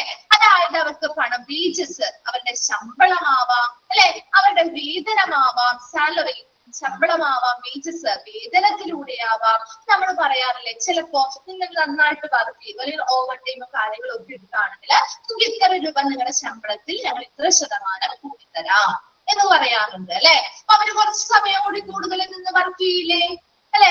വളരെ അവർക്ക് താല്പര്യം ഉണ്ടാവും. കാരണം ഞങ്ങൾ കൂടുതൽ സമയം വെയിറ്റ് ചെയ്താൽ പോലും ഞങ്ങളുടെ സാലറിയിൽ അതിനുള്ള ബെനിഫിറ്റ് ഉണ്ട് അല്ലെ. അപ്പൊ അവര് കുറച്ചും കൂടി ഉണ്ടായി മോട്ടിവേറ്റഡ് ആയി വർക്ക് ചെയ്യാൻ ആരംഭിച്ചു. ബോണസുകൾ കിട്ടുന്നത് അല്ലെ, ഇപ്പൊ 6 മാസത്തെയോ അല്ലെങ്കിൽ 3 മാസത്തെയോ ഒക്കെ ശമ്പളമായി എന്ത് ചെയ്യുന്നു, ഓണോ വിഷു അങ്ങനെയുള്ള പ്രത്യേക ദിവസങ്ങൾ വരുന്ന സമയത്ത് അവർക്ക് ബോണസ് ആയിട്ട് നൽകുന്ന ഒരു മോട്ടിവേഷൻ അല്ലേ. ആ ഒരു സ്ഥാപനത്തിൽ നന്നായി നിലനിന്ന് പ്രവർത്തിച്ചു പോവാനായിട്ട് അവർക്ക് കിട്ടുന്ന ഒരു ബെനിഫിറ്റ് അല്ലെങ്കിൽ അവർക്ക് കിട്ടുന്ന ഒരു മോട്ടിവേഷൻ ആണ് അല്ലെ. Profit sharing. എന്താണ് പ്രോഫിറ്റ് ഷെയറിംഗ്? ലാഭം പങ്കിടുക. ചില ബിസിനസ് സ്ഥാപനങ്ങളൊക്കെ അങ്ങനെയാണ്. അവർക്ക് നല്ല രീതിയിലുള്ള പ്രോഫിറ്റോ കാര്യങ്ങളൊക്കെ ഉണ്ടാവാണെങ്കിൽ അതിന്റെ ഇത്ര ശതമാനം അവിടുത്തെ വർക്ക് ചെയ്യുന്ന ജീവനക്കാർക്ക് പങ്കിട്ട് കൊടുക്കും. കേട്ടിട്ടുണ്ടോ? വർക്ക് ചെയ്യുന്ന ആരെങ്കിലും ഒക്കെ പറഞ്ഞു കേട്ടിട്ടുണ്ടോ അത് പ്രോഫിറ്റ് ഷെയറിംഗ് ചെയ്യാറുണ്ട് എന്നുള്ളത്? ഓക്കെ, കേട്ടിട്ടുണ്ട് അല്ലെ. ശരി. ഇനി എന്താണ്? നമുക്ക് ശമ്പളത്തോടു കൂടിയുള്ള അവധികൾ കിട്ടുക. അതും കേട്ടിട്ടുണ്ടാവില്ലേ? മിക്ക സ്ഥാപനങ്ങളിലുണ്ട് ശമ്പളത്തോടു കൂടിയുള്ള അവധികൾ. ചിലപ്പോ 1-2 ദിവസം നമുക്ക് വളരെ അത്യാവശ്യമുള്ള കാര്യങ്ങൾക്ക് നമുക്ക് ആ ഒരു ദിവസം ഉപയോഗിക്കാം അല്ലെ. അപ്പൊ നമുക്ക് ശമ്പളം ഒന്നും കട്ട് ചെയ്യുന്നില്ല. അതുകൊണ്ട് തന്നെ നമുക്ക് ആ ഒരു സ്ഥാപനത്തിനോടുള്ള ഇഷ്ടം കൂടുകയും നമുക്ക് കൂടുതൽ വർക്ക് ചെയ്യുകയും ചെയ്യും അല്ലെ. ആ മെഡിക്കൽ റീഇംബേഴ്സ്മെന്റ്. എന്താണ് മെഡിക്കൽ റീഇംബേഴ്സ്മെന്റ് എന്ന് പറഞ്ഞാൽ? നമുക്ക് അവർ ചിലവാക്കിയ തുക തിരികെ കിട്ടുക. അതായത് ഇപ്പൊ ചില ആളുകൾക്ക് അവിടെ വർക്ക് ചെയ്യുന്ന ആളുകളാവാം, അവർക്ക് ചിലപ്പോൾ അവരുടെ ഫാമിലിയിലുള്ളവർക്കോ അല്ലെങ്കിൽ അവർക്കും ഒക്കെ എന്തെങ്കിലും ഹെൽത്ത് റിലേറ്റഡ് ആയിട്ടുള്ള ബുദ്ധിമുട്ടുകളോ രോഗങ്ങളോ ഒക്കെ വന്നാൽ അവർ ട്രീറ്റ്മെന്റിൽ ഇരിക്കുന്ന സമയത്ത് ഈ കമ്പനി എന്ത് ചെയ്യുന്നു, ആ ചിലവുകൾ വഹിക്കുകയാണെങ്കിൽ അതാണ് മെഡിക്കൽ റീഇംബേഴ്സ്മെന്റ് എന്ന് പറയുന്നത്. ഇപ്പൊ നമുക്ക് PF, ESAP ഇല്ലേ സ്ഥാപനങ്ങളില്? ESA പോലെയുള്ള കാര്യങ്ങളൊക്കെ കേട്ടിട്ടില്ലേ നിങ്ങള്? ESA പോലെയുള്ളത് അങ്ങനെയുള്ള ഇതൊക്കെ. അപ്പൊ നമുക്ക് എന്താണ്, അല്ലെങ്കിൽ വില ഇൻഷുറൻസ് പോലെയുള്ള കാര്യങ്ങളോ അതൊക്കെ കമ്പനിയാണ് വഹിക്കുന്നത് അല്ലെ. അപ്പൊ നമ്മൾ എന്തൊക്കെ തുക ചെലവാക്കിയാലും ആ തുക നമുക്ക് തിരികെ ലഭിക്കാറില്ലേ അല്ലെ. അങ്ങനെയുള്ള തുകകൾ നമുക്ക് തിരികെ ലഭിക്കില്ലേ? അല്ലെങ്കിൽ ചില സ്ഥലങ്ങളിൽ അങ്ങനെയുള്ള ഇൻഷുറൻസ് കാര്യങ്ങളൊക്കെ ഉണ്ടെങ്കിൽ നമ്മൾ ഒറ്റ പൈസയും കൊടുക്കേണ്ടി വരാറില്ല അല്ലെ. അപ്പൊ അത് ആ സ്ഥാപനവുമായി ബന്ധപ്പെട്ടാണ് ചെയ്യുന്നത് അല്ലെ. അങ്ങനെയുള്ള കാര്യങ്ങളെല്ലാം ശരിക്കും ഒരു ഫിനാൻഷ്യൽ മോട്ടിവേഷനിൽ വരുന്ന കാര്യങ്ങളാണ്. മനസ്സിലായോ? ഫിനാൻഷ്യൽ മോട്ടിവേഷൻ എന്താണുള്ളത്, അത് ഏതൊക്കെയാണ് ഉൾപ്പെടുന്നത് എന്ന് നമ്മളൊന്ന് മനസ്സിലാക്കി വെച്ചാൽ മതി കേട്ടോ. ഡയറക്ട്ലി അല്ലെങ്കിൽ ഇൻഡയറക്ട്ലി മണിയുമായി ബന്ധപ്പെട്ട അല്ലെങ്കിൽ പണവുമായി ബന്ധപ്പെട്ട അതൊരു വേജസിൽ വരുന്ന വ്യത്യാസങ്ങളാവാം, സാലറിയുമായി ബന്ധപ്പെട്ടതാവാം, ബോണസുകള്, പ്രോഫിറ്റ് ഷെയറിങ്ങുകള്, leaving pay and medical reimbursement മുതലായ കാര്യങ്ങളാണ് ഫിനാൻഷ്യൽ മോട്ടിവേഷനിൽ വരുന്നത്. ഓക്കെ അല്ലേ? രണ്ടാമത്തേൽ പോട്ടെ, നെക്സ്റ്റ് വണ്ണിലേക്ക് പോവാലോ. ഓക്കെ, നെക്സ്റ്റ് വണ്ണാണ് നോൺ ഫിനാൻഷ്യൽ മോട്ടിവേറ്റേഴ്സ്. എന്ന് വെച്ചാൽ എന്തായിരിക്കും? ഇവിടെ സാമ്പത്തികപരമായിട്ടുള്ള രീതിയിലുള്ള ഒരു മോട്ടിവേഷൻ അല്ല കൊടുക്കുന്നത്. These motivators are not linked with monetary rewards. അല്ലെ, ആ ഒരു സാമ്പത്തികപരമായി പണപരമായിട്ടുള്ള രീതിയിലുള്ള റിവാർഡുകളോ കാര്യങ്ങളോ അല്ല. നമ്മളിവിടെ നോൺ ഫിനാൻഷ്യൽ എന്ന് പറയുന്ന വേർഡ് വരുമ്പോൾ തന്നെ നമുക്ക് മനസ്സിലാവും അല്ലെ, ഇവിടെ പണപരമായിട്ടുള്ള രീതിയിലുള്ള റിവാർഡ് അല്ല നമുക്ക് കൊടുക്കുന്നത്. And appraisal, price and prestige. ഇനി പറയുന്നത് മൊത്തം നമ്മുടെ നോൺ ഫിനാൻഷ്യൽ മോട്ടിവേറ്റേഴ്സിൽ വരുന്ന എക്സാമ്പിളുകളാണ് കേട്ടോ. അപ്പൊ ഫിനാൻഷ്യലില് ഒന്ന് മാത്രമേ പറയുന്നുള്ളൂ, പണവുമായി ബന്ധപ്പെട്ട ഓൾമോസ്റ്റ് എല്ലാം നമ്മൾ പറഞ്ഞു കഴിഞ്ഞു അല്ലെ. ഇനി നോൺ ഫിനാൻഷ്യൽ വരുമ്പോ അതിൽ വരുന്നതാണ് ബാക്കിയെല്ലാം, കുറച്ചധികം വരുന്നുണ്ട്. അതിൽ ഫസ്റ്റ് വണ്ണാണ് അപ്രൈസൽ, പ്രൈസ് ആൻഡ് പ്രസ്റ്റീജ്. എന്ത് ചെയ്യുന്നു, അവരെ നല്ല രീതിയിൽ നമ്മൾ നന്നായിട്ട് വർക്ക് ചെയ്യുന്നവർക്ക് നമ്മൾ നല്ല രീതിയിൽ അവരെ പ്രശംസിക്കുന്നു അല്ലേ? ആ നല്ലൊരു പ്രസ്റ്റീജ് അല്ലെങ്കിൽ നല്ലൊരു അന്തസ്സോട് കൂടി നിങ്ങൾ വർക്ക് ചെയ്യുന്നുണ്ട്, നല്ലൊരു എന്താണ് പ്രശംസയൊക്കെ അവർക്ക് കൊടുക്കുന്നതാണ്. അത് അങ്ങനെയുള്ള കാര്യങ്ങള് അവരെ വിലയിരുത്തി നല്ല രീതിയിൽ അവരോട് എന്ത് ചെയ്യുന്നു പറയാണ്, നിങ്ങളിത് ഞങ്ങളുടെ അന്തസ്സ് നിങ്ങൾ കാത്തും നന്നായിട്ട് നിങ്ങൾ വർക്ക് ചെയ്യുന്നുണ്ട്, നല്ല രീതിയിൽ നമ്മളൊരു പ്രശംസ തരാണ്. നമുക്കൊരാൾ നമ്മളോട് അങ്ങനെ പറയുമ്പോൾ എന്താണ്, നമ്മൾ ഒരാളെ പ്രശംസിക്കുകയാണ്, നിങ്ങൾ നന്നായിട്ട് വർക്ക് ചെയ്യുന്നുണ്ട്, നിങ്ങൾ നല്ല രീതിയിൽ ജോലി ചെയ്യുന്നുണ്ട് എന്ന് പ്രശംസിക്കുമ്പോ ആ ഒരു വ്യക്തിക്ക് ഒരു മോട്ടിവേഷൻ കിട്ടുന്നില്ലേ? പിന്നെ നന്നായിട്ട് പെർഫോം ചെയ്യാനായിട്ടുള്ള ഒരു മോട്ടിവേഷൻ കിട്ടുന്നില്ലേ? അതിലൂടെ കിട്ടുന്നില്ലേ? അപ്പൊ അതൊരു പണവുമായി ബന്ധപ്പെട്ടതല്ല അല്ലെ, അല്ലാതെയുള്ള ഒരു അപ്രൈസൽ അല്ലെങ്കിൽ എന്താണ് ഒരു പ്രശംസയാണ്. ഓക്കെ ആണല്ലോ. രണ്ടാമതായിട്ട് സ്റ്റാറ്റസ് ആൻഡ് പ്രൈഡ്. എന്താണ്? ആ സ്ഥാപനത്തിന്റെ സ്റ്റാറ്റസും പ്രൈഡും അല്ലെങ്കിൽ അഭിമാനവും കാക്കുന്ന രീതിയിലുള്ള മോട്ടിവേഷൻസ്. ഇപ്പൊ ചില സ്ഥാപനങ്ങൾ ഭയങ്കര സ്റ്റാറ്റസ് ഒക്കെ കീപ്പ് ചെയ്യുന്നവരാണ്. നമ്മൾ പറയാറില്ലേ ഭയങ്കര സ്റ്റാറ്റസ് ആണ് അല്ലെ, സ്റ്റാറ്റസ് കീപ്പ് ചെയ്യുന്നതാണ് എന്ന് പറയും അല്ലെ. അപ്പൊ അതിനു വേണ്ടി അവർ ഒരുപാട് കാര്യങ്ങൾ ആ സ്റ്റാറ്റസ് കീപ്പ് ചെയ്യാനായിട്ട് ഒരുപാട് കാര്യങ്ങൾ ചെയ്യാറുണ്ട് അല്ലെ. അതാണ് ഇവിടെ management often satisfies these needs by establishing status symbols and distinctions in its organization by supplying costly furniture, carpets on floor, pictures on the wall, his personal assistant, etc. ഇവിടെ എന്താ status and pride, സ്റ്റാറ്റസും അവരുടെ അഭിമാനവും തമ്മിൽ ബന്ധപ്പെടുത്തിയിട്ടുള്ള ഒരു motivation കൊടുക്കുക. അതായത് management often satisfy this needs by establishing. അപ്പൊ ഈ ഒരു സ്റ്റാറ്റസ് അല്ലെങ്കിൽ അവരുടെ അഭിമാനം കാക്കുന്നതിന് വേണ്ടി ആ മാനേജ്മെന്റ് ഈ പറയുന്ന കാര്യങ്ങളൊക്കെ തൃപ്തിപ്പെടുത്തുന്നതിന് വേണ്ടി അവരുടെ മാനേജ്മെന്റ് എന്ത് ചെയ്യുന്നു, ചില സ്റ്റാറ്റസ് സിംബലുകള് അല്ലെങ്കിൽ എന്താണ് പ്രത്യേകമായിട്ടുള്ള സൂചനകള്, സ്റ്റാറ്റസിനെ സൂചിപ്പിക്കുന്ന രീതിയിലുള്ള സൂചനകള് ആ സ്ഥാപനങ്ങളിൽ എന്ത് ചെയ്യും, സെറ്റ് ചെയ്യും അല്ലെങ്കിൽ എസ്റ്റാബ്ലിഷ് ചെയ്യും, സ്ഥാപിക്കും. By supply costly furniture. ചില സ്ഥാപനങ്ങള് അവരുടെ സ്റ്റാറ്റസ് കീപ്പ് ചെയ്യാൻ വേണ്ടി എന്ത് ചെയ്യും, കോസ്റ്റ്ലി ഫർണിച്ചറുകൾ കൊടുക്കും ഇല്ലേ? കണ്ടിട്ടുണ്ടോ? വിലപിടിപ്പുള്ള ഫർണിച്ചറുകൾ വാങ്ങിച്ചിടും. കാർപ്പറ്റ്സ് ഓൺ ഫ്ലോറ്, ഫ്ലോറില് വലിയ നല്ല വിലപിടിപ്പുള്ള പരവതാനികൾ അല്ലെങ്കിൽ കാർപ്പറ്റ്സ് വിരിച്ചിടുന്നു. പിക്ചേഴ്സ് ഓൺ ദ വാള്, നമ്മുടെ ഭിത്തിയിലൊക്കെ എന്ത് ചെയ്യുന്നു, വ്യത്യസ്തമായ പിക്ചറുകൾ വെക്കുന്നു. പേഴ്സണൽ അസിസ്റ്റന്റ് മാനേജർ അല്ലെങ്കിൽ എന്തൊക്കെ അവരുടേതായ പേഴ്സണൽ അസിസ്റ്റന്റിനെ വെച്ചു കൊടുക്കുന്നു. കണ്ടിട്ടില്ലേ അല്ലെങ്കിൽ കേട്ടിട്ടില്ലേ നിങ്ങൾ ഈ പറയുന്ന കാര്യങ്ങള്? ഫിലിംസിലൊക്കെ കണ്ടിട്ടില്ലേ? നേരിട്ട് കണ്ടിട്ടില്ലെങ്കിലോ അവരുടെ സ്റ്റാറ്റസിനെയും അഭിമാനത്തെയും അവര് യാതൊരു വിധത്തിലും താഴേക്ക് കൊണ്ടുപോകാൻ പറ്റാത്ത രീതിയിൽ അവരത് എന്ത് ചെയ്യുന്നു, ആ മാനേജ്മെന്റ് കൃത്യമായിട്ട് ഇതൊക്കെ സാറ്റിസ്ഫൈ ചെയ്യുന്ന രീതിയിൽ അത് സംതൃപ്തമാക്കുന്ന രീതിയിൽ അതിനെ സൂചിപ്പിക്കുന്ന രീതിയിലുള്ള പ്രത്യേകമായ സിംബലുകളാണ് ഇവയൊക്കെ. അപ്പൊ നമുക്കൊരു ഓഫീസിലേക്ക് ചെല്ലുമ്പോ ആ ഓഫീസിൽ വളരെ വില കൂടിയ ഫർണിച്ചറുകളാണ് കിടക്കുന്നതാണ്. നല്ല രീതിയിൽ ഫ്ലോറൊക്കെ നല്ല നീറ്റായിട്ട് കാർപ്പറ്റ് ഒക്കെ വിരിച്ച് നല്ല വൃത്തിയായിട്ട് ഇരിക്കുന്നു. പിക്ചേഴ്സ് ഒക്കെ എന്ത് ചെയ്യുന്നു, വ്യക്തികളിലൊക്കെ നല്ല പിക്ചേഴ്സ് ഒക്കെ ഇങ്ങനെ വെച്ചിരിക്കുന്നു. പിന്നെ ഓരോരുത്തർക്കും ബന്ധപ്പെട്ട വലിയ വലിയ ഉദ്യോഗസ്ഥർക്ക് അവരുടെ പേഴ്സണൽ അസിസ്റ്റന്റിനെ കൊടുക്കുന്നു. ഇതെല്ലാം അവരുടെ സ്റ്റാറ്റസും പ്രൈഡിനെയും എന്ത് ചെയ്യുന്നതാണ്, സാറ്റിസ്ഫൈ ചെയ്യുന്ന രീതിയിലുള്ളതാണ് അല്ലെ. ഇപ്പൊ നമ്മളൊരു ഓഫീസിൽ ആ ഒരു ഓഫീസിൽ നമ്മൾ വർക്ക് ചെയ്യാണെന്ന് വിചാരിക്കുക. നമ്മൾ വർക്ക് ചെയ്യുമ്പോൾ ഈ പറയുന്ന കാര്യങ്ങളൊക്കെ കിട്ടുമ്പോ നമ്മൾ കുറച്ചും കൂടി മോട്ടിവേറ്റഡ് ആവുന്നുണ്ടോ? മോട്ടിവേറ്റഡ് ആവോ? അപ്പൊ നിങ്ങൾ ഇരിക്കുന്ന ഒരു ചെയർ ചിലപ്പോ ആദ്യം നിങ്ങൾക്ക് അധികം വലിയ രീതിയിലുള്ള ഒരു സെറ്റിങ്സോ കാര്യങ്ങളോ ടേബിളോ ഒന്നും തന്നിട്ടുണ്ടാവില്ല. അതേസമയം ആ ഹോസ്റ്റ് അല്ലെങ്കിൽ ആ ഒരു സ്ഥാപനം തന്നെ നല്ല പുതിയതാക്കി മാറ്റി നിങ്ങൾക്ക് പുതിയ എന്താണ് ടേബിള്, പുതിയ ലാപ്പ് അല്ലെങ്കിൽ പുതിയ രീതിയിലുള്ള സിസ്റ്റംസ് കാര്യങ്ങളൊക്കെ തന്ന് നിങ്ങളെ നല്ല വെല്ലായിട്ട് നല്ല രീതിയിൽ അറേഞ്ച് ഇരുത്തിയേക്കാണെങ്കിൽ നിങ്ങൾക്ക് അതൊരു മോട്ടിവേഷൻ ആണോ? നന്നായിട്ട് വർക്ക് ചെയ്യാനുള്ള ഒരു മോട്ടിവേഷൻ ആയിരിക്കും ആണോ? എന്താണ് ഒരു റിപ്ലൈ ചെയ്യാത്തത്? മനസ്സിലാവുന്നില്ലേ മിസ് പറയുന്നത്? മോട്ടിവേഷൻ അല്ലേ? നമുക്ക് അങ്ങനെ നമ്മുടെ അത്രയും രീതിയിലുള്ള സൗകര്യങ്ങൾ കാര്യങ്ങളൊക്കെ തരുന്നു. ആ സ്ഥാപനവും അതേപോലെയുള്ള സ്റ്റാറ്റസ് കീപ്പ് ചെയ്യുന്നുണ്ടെങ്കിൽ അത് നമുക്കൊരു മോട്ടിവേഷൻ ആണ് അല്ലെ. ഇവിടെ വർക്ക് ചെയ്യുന്നത് ഞാൻ ഇവിടെയാണ് വർക്ക് ചെയ്യുന്നത്.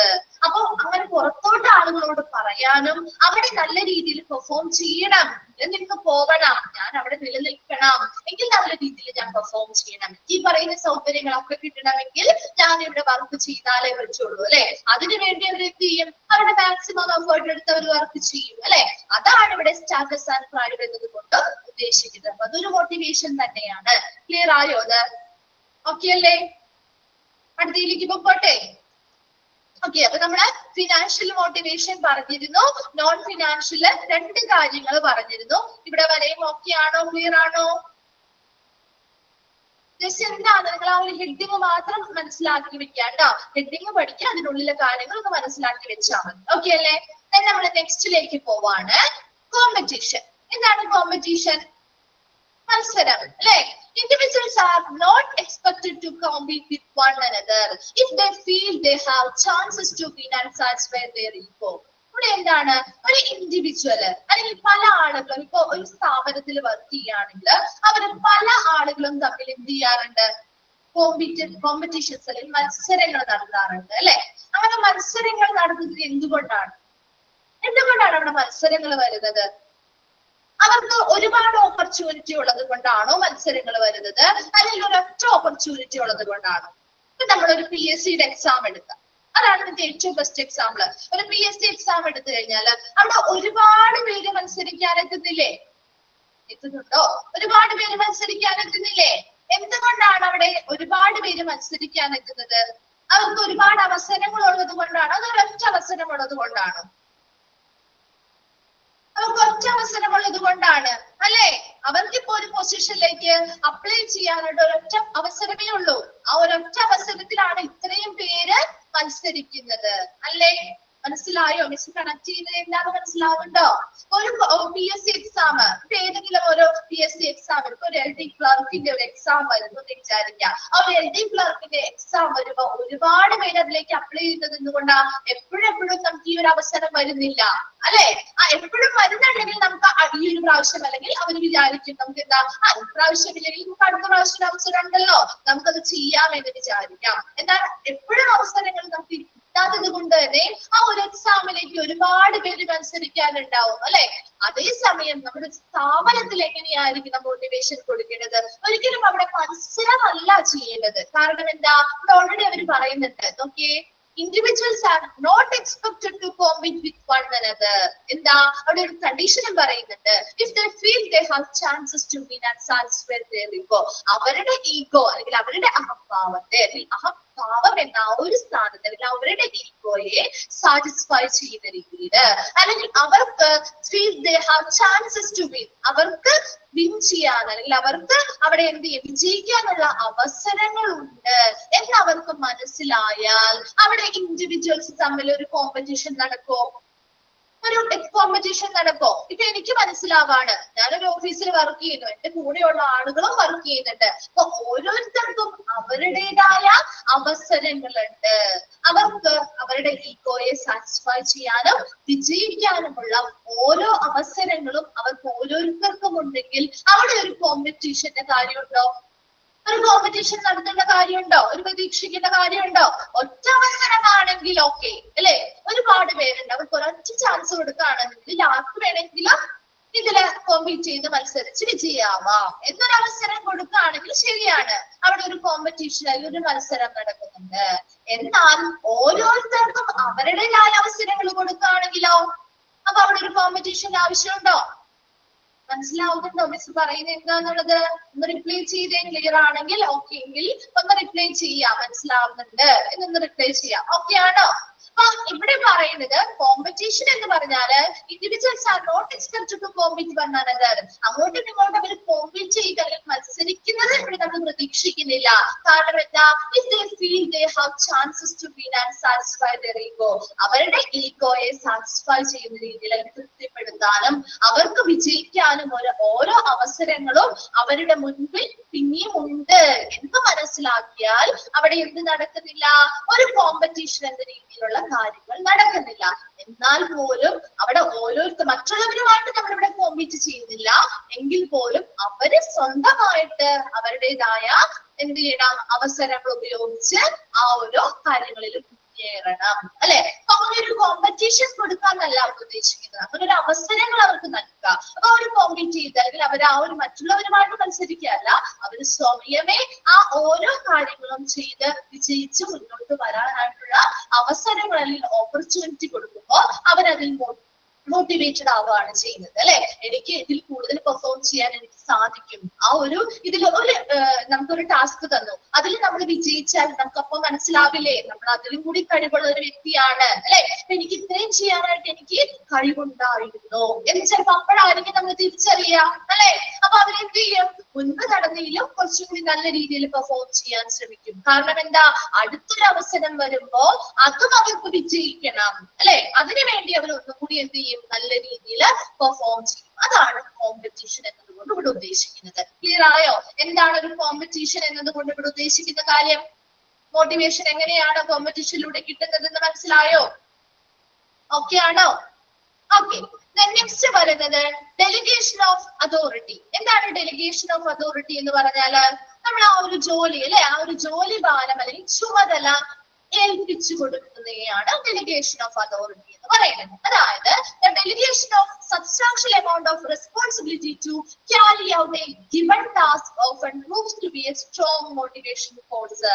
ഇവിടെ എന്ത് ചെയ്യുന്നു, ഒരു ജീവനക്കാരൻ ജോലി ചെയ്യാണ്, അവരെ എന്ത് ചെയ്യുന്നു, ഒരു ജോലി ചെയ്യാൻ ആവശ്യമായ കുറച്ച് റെസ്പോൺസിബിലിറ്റി അല്ലെങ്കിൽ ഉത്തരവാദിത്തങ്ങൾ, ആ ഒരു ഉത്തരവാദിത്തങ്ങൾ ചെയ്യാനുള്ള ഒരു ചുമതല അല്ലെങ്കിൽ ആ ഒരു ഭാരം ഒരു വ്യക്തിയെ ഏൽപ്പിക്കുന്നു. ഇപ്പൊ നമ്മളൊരു സ്ഥാപനത്തിൽ വർക്ക് ചെയ്യുമ്പോൾ കുറച്ചധികം റെസ്പോൺസിബിലിറ്റി നമ്മുടെ ചുമലിൽ ഏൽപ്പിക്കുകയാണ്.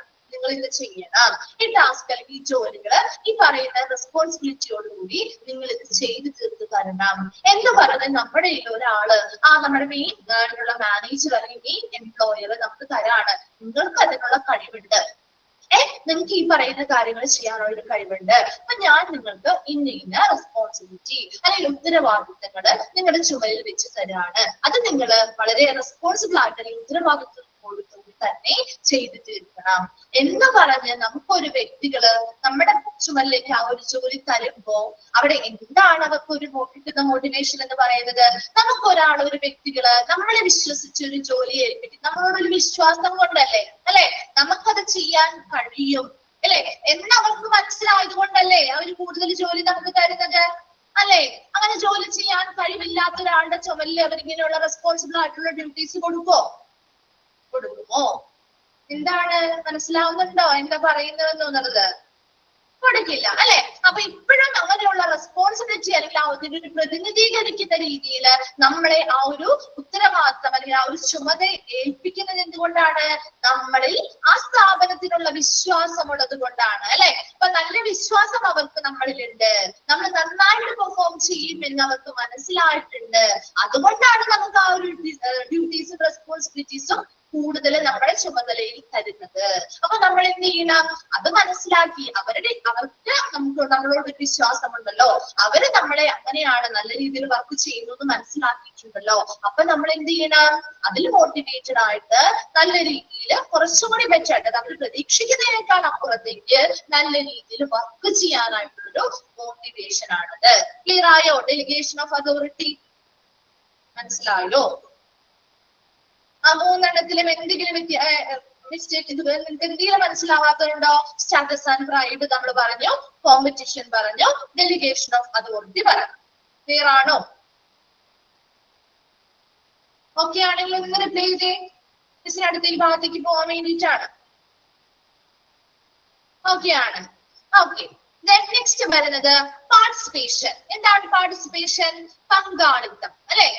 It implies both the physical and mental involvement. ശാരീരികവും മാനസികവുമായിട്ടുള്ള ഒരു പങ്കാളിത്തം of the people in an activity. എന്തെങ്കിലും ഒരു പ്രവർത്തനത്തിലാവാം അല്ലെ. ഇപ്പൊ ഒരു സ്ഥാപനത്തില് എന്തെങ്കിലും ഒരു പ്രവർത്തനം നടക്കാൻ പോവാണ്, അല്ലെങ്കിൽ ഇപ്പൊ ഒരു പർട്ടിക്കുലർലി ഡിസിഷൻ മേക്കിംഗ് എന്തെങ്കിലും ഒരു പ്രോഗ്രാം നടക്കാൻ പോകുന്നു. അപ്പൊ അതിനെ കുറിച്ച് ഒരു തീരുമാനം അല്ലെങ്കിൽ പുതിയതായിട്ട് എന്തെങ്കിലും ഒരു കാര്യം നമ്മൾ കൊണ്ടുവരാൻ പോകുന്നു.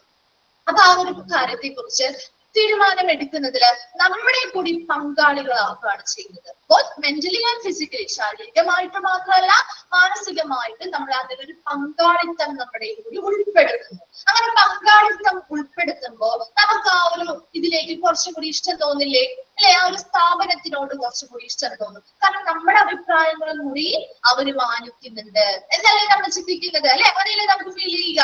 നമ്മുടെ അഭിപ്രായം കൂടി അവര് മാനിക്കുന്നുണ്ട്. ഓ, നമ്മളെ കൂടി അതിൽ ഉൾപ്പെടുത്തിയല്ലോ, അപ്പൊ നമ്മളെ അത്രയും അധികം ഒരു പൊസിഷനിലാണ് അവര് കാണുന്നത് എന്ന് മനസ്സിലാകുമ്പോ അതൊരു മോട്ടിവേഷൻ അല്ലേ? ആ സ്ഥാപനത്തിൽ നന്നായി വർക്ക് ചെയ്യാനായിട്ടൊരു മോട്ടിവേഷൻ കിട്ടുന്നില്ലേ നമ്മളെ കൂടി പങ്കാളികളാകുന്ന സമയത്ത്? അതാണ് പാർട്ടിസിപ്പേഷൻ എന്ന് പറയുന്നത്. ക്ലിയർ ആണോ? പാർട്ടിസിപ്പേഷൻ ഓക്കെ അല്ലേ? ഓക്കെ.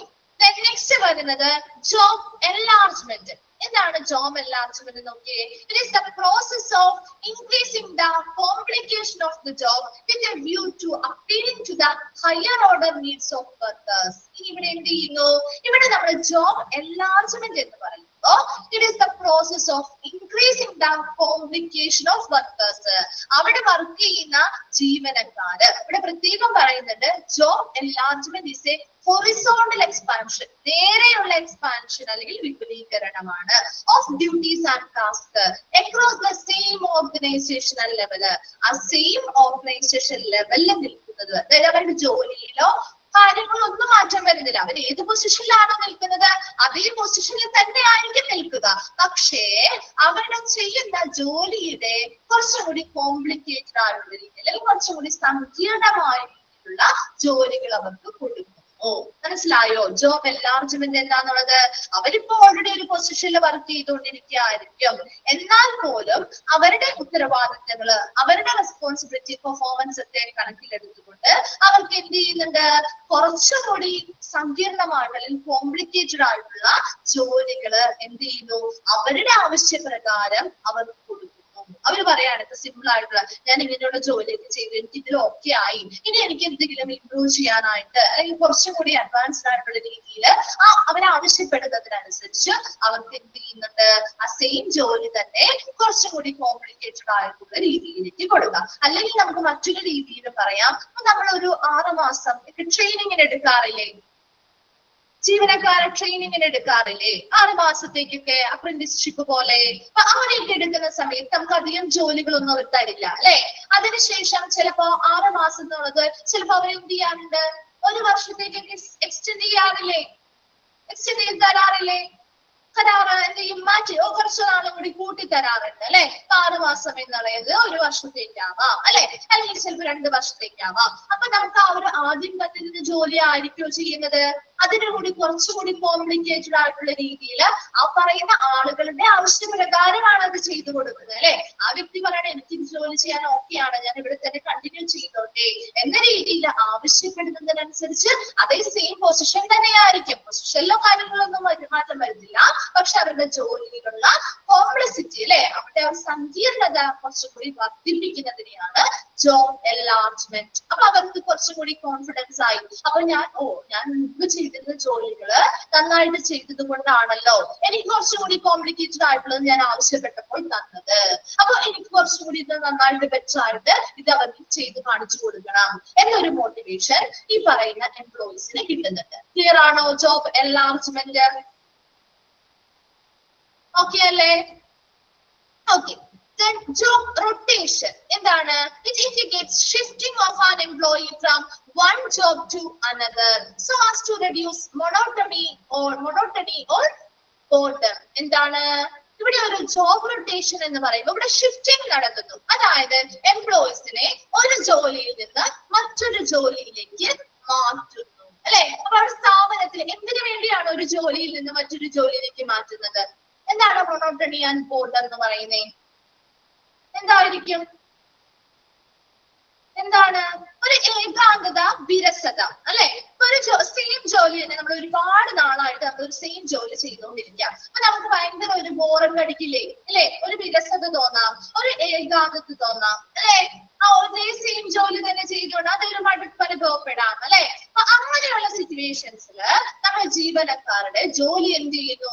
ഷിഫ്റ്റ് ചെയ്ത് കൊടുക്കുന്നു, വ്യത്യാസപ്പെടുത്തി. ഇപ്പൊ ഒരാള് ജോലി ചെയ്യുകയാണെങ്കിൽ ആ ആളെ വേറൊരു ജോലിയിലേക്ക് മാറ്റി മറ്റൊരാൾ അതിലേക്ക് കൊണ്ടുവരുന്നത്. അപ്പൊ പുതിയൊരു ജോലിയും പുതിയ ടാസ്കുകളുമാണ് അവർക്ക് കിട്ടുന്നത്. അപ്പൊ നമുക്കൊരു വിരസത അനുഭവപ്പെടുവോ അങ്ങനെയുള്ള സമയത്ത്? ഇല്ല, അല്ലെ? സെയിം ജോലി ചെയ്യുമ്പോഴാണ് നമുക്ക് അതിന്റെ ബുദ്ധിമുട്ട്, അല്ലെ? ഇത് ആ വ്യക്തികളുടെ വിരസതയും ഏകാന്തതയും ഒക്കെ അല്ലെങ്കിൽ ആ ഒരു മടുപ്പൊക്കെ മാറ്റാൻ വേണ്ടിയിട്ട് അല്ലെങ്കിൽ കുറയ്ക്കുന്നതിന് വേണ്ടിയാണ്. അതുപോലെ തന്നെ to increase the skill and knowledge of the employee about related jobs in the main objective of job orientation. ഇനി എന്താ മറ്റൊരു പ്രധാന ലക്ഷ്യം ഈ ഒരു ജോബ് ഓറിയന്റേഷൻ എന്ന് പറഞ്ഞാല് ഇങ്ങനെ പല പല ജോലികളിലേക്ക് ഇവരെ മാറ്റി മാറ്റി കൊടുക്കുന്നത് കൊണ്ട് തന്നെ ആ ഓരോ ജോലികളിലും അവർക്ക് അതിന്റെ നോളജും സ്കില്ലും കിട്ടുന്നില്ലേ അല്ലെ? ഒറ്റ ജോലിയിലുള്ള നോളജും സ്കില്ലും മാത്രമല്ല കിട്ടുന്നത്. ഇങ്ങനെ ജോബ് റൊട്ടേറ്റ് ചെയ്ത് കൊടുക്കുക അല്ലെങ്കിൽ ഷിഫ്റ്റ് ചെയ്ത് കൊടുക്കുന്ന സമയത്ത് അവർക്ക് ഇതുമായി ബന്ധപ്പെട്ട് കിട്ടുന്ന ഏത് ജോലിയാണെങ്കിലും അതിനെ കുറിച്ച് കുറെ അറിവുകളും സ്കില്ലുകളും അവർക്ക് നേടിയെടുക്കാനും ഇത് സഹായിക്കുന്നുണ്ട്. മനസ്സിലായോ? ജോബ് ഓറിയന്റേഷൻ എന്താന്നുള്ളത് ക്ലിയർ ആയോ?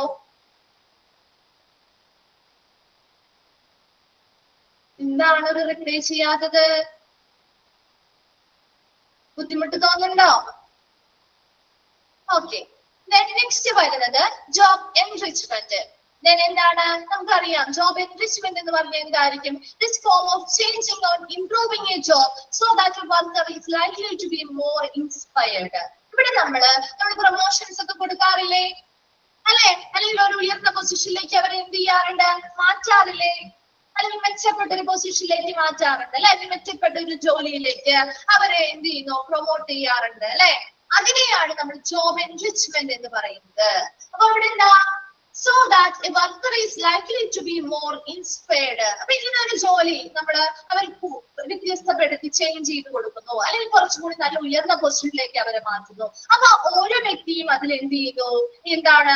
അവർ ഇൻസ്പയർഡ് ആവാണ്, അവർ അതിൽ പ്രചോദനം അവർക്ക് ലഭിക്കുകയാണ്. Vertical expansion of the roads. ഇവിടെ നമ്മൾ കുത്തനെ കുത്തനെയുള്ള ഒരു മുകളിലേക്കുള്ള ഒരു പോക്കാണ് അല്ലെ? Expansion of roads. ഒരു പുതിയ ജോലിയിലേക്ക് ഉയർന്ന ഒരു പൊസിഷനിലേക്ക് അവരെത്തുമ്പോ സ്വാഭാവികമായിട്ടും അവരുടെ പങ്ക്, ആ ഒരു ജോലി ചെയ്യേണ്ട ആ ജോലിയുമായി ബന്ധപ്പെട്ട റോൾസ് ആവാം, റെസ്പോൺസിബിലിറ്റി, ഉത്തരവാദിത്തങ്ങള്, അതോറിറ്റി, അധികാരങ്ങള് മുതലായവയൊക്കെ എന്ത് ചെയ്യുന്നുണ്ട്? വർദ്ധിക്കുന്നുണ്ട് അല്ലെ? ആ ഒരു താഴത്തെ പൊസിഷനിൽ നിന്ന് മുകളിലെ പൊസിഷനിലേക്ക് എത്തുന്ന സമയത്ത് അവരുടെ റെസ്പോൺസിബിലിറ്റി, റോള്, അതുപോലെ അവരുടെ അധികാരം, ഇതിനെല്ലാം വ്യത്യാസങ്ങൾ വരുന്നില്ലേ? കുറച്ചുകൂടി അധികാരങ്ങൾ കിട്ടുകയാണ് ചെയ്യുന്നത് അല്ലെ? And employees provide with opportunity for great recognition. നല്ലൊരു പ്രൊമോഷൻ കിട്ടിയ ഒരാളാണെങ്കിൽ അവർക്ക് നല്ലൊരു റെക്കഗ്നിഷൻ, ഒരു അംഗീകാരം കിട്ടുന്നില്ലേ അതിലൂടെ? ഇല്ലേ?